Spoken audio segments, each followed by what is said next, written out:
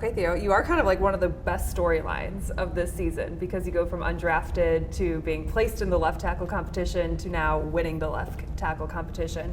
From your standpoint, what's your series of events of how you feel like you got from there to where you are now?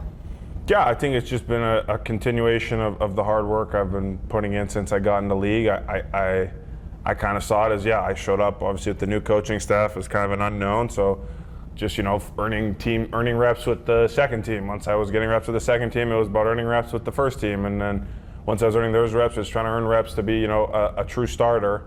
And so it's just been all about that. And obviously left tackle is kind of viewed as a premier position on the O-line. Whether that's fair or not, I don't know, but that's how people see it. So I think that's obviously kind of contributed to all the chatter about it, but at the end of the day, it's just football, you know what I mean? That's how you simplify it? It's Yeah. just football? Yeah. What's more difficult, going through last year where you're injured or now where there's a little bit more pressure on you?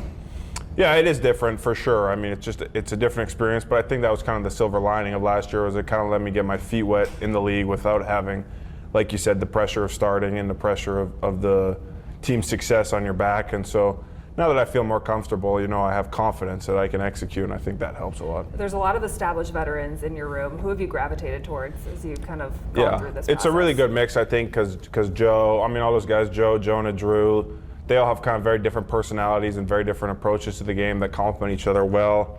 Joe is just Mr. Consistent, both in terms of his play and his attitude every day. It's very level, and I think that's what's allowed him to play so long, is just never gets too high, never gets too low. And obviously for someone like me who's kind of experiencing these things for the first time, that can be really helpful. And Jonah's a really funny guy too, so I think he brings some levity to the room, and Drew's very cerebral as a player, so I think all those things have helped me a lot. Ben Johnson was asked how someone like you goes undrafted and maybe a little bit unnoticed coming out of, you call it university up in Canada, to now winning the job. And he said, you're tucked away, but good scouts will find you. Do you feel like you were overlooked, or maybe, as he said, tucked away, and you're kind of a diamond in the rough in that sense? Yeah, I think I can't deny that, and obviously that had given me a chip on my shoulder throughout this whole process, and I was fortunate to have a team like the Bears that kind of saw something in me and had a vision and a plan for me coming from Canada, and that invested the time in coming up to scout me and stuff like that. And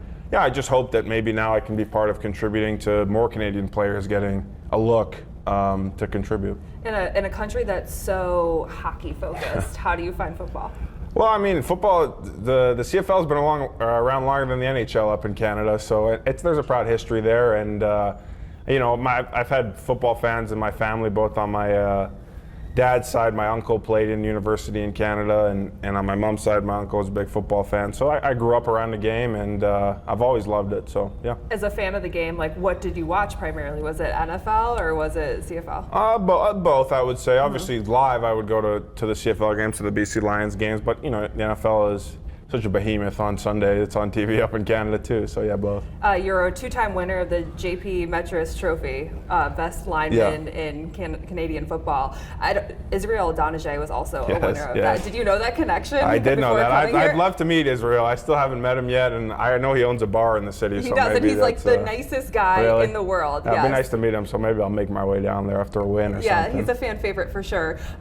There was also a dinner between some 85 Bears offensive linemen and you guys. Yeah. What was your takeaway from that and meeting such legends of the game? Yeah, that was really, really cool, and I was very thankful for our community engagement staff and George and Kevin for setting that up for us, because that was really treasured. And it's just funny because as much as things do change in the game, all of it stays the same. We all talked about getting up on the line of scrimmage and not forgetting the snap count and stuff like that, and all that stuff's the same. And it just felt like, those guys could have been on the team with us at that dinner. So, yeah, it was really neat. I saw something about a jersey. The jerseys have changed over time. Yeah, that was true. Thayer brought his old jersey, I think from the Super Bowl. And, that's cool. Yeah, with the jockstrap and everything. Yeah. Ben Johnson says maybe the highest compliment he could give you coming off of your first start at left tackle is that he just didn't really notice you on the field. Yeah.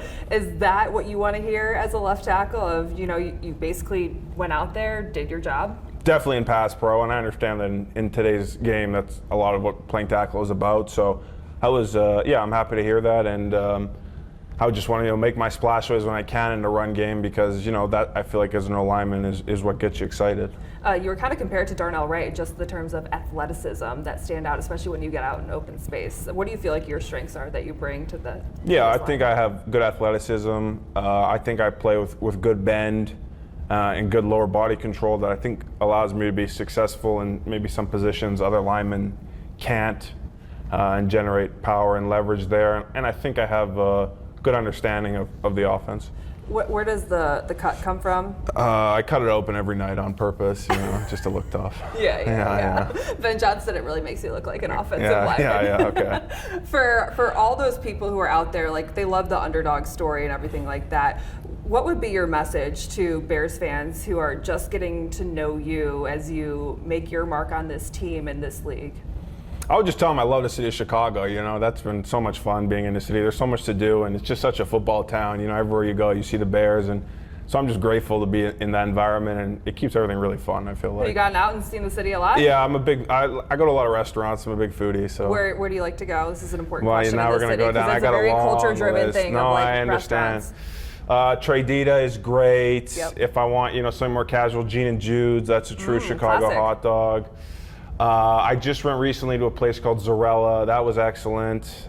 Gibson's, just such a classic, kind of fun experience. Yeah. So you really ingratiated yourself with Chicago. Yeah, just so much to do. I got a membership at the Art Institute, and so as much as are you a museum guy? Yeah, I love museums, and as much as in season, you don't really have time for any of that stuff. In the off season and OTAs, that was kind of a chance for me to experience all that stuff. So it was fun. Very cool. It's the best city in the world, we say. I agree. Theo, we appreciate your time. Yeah.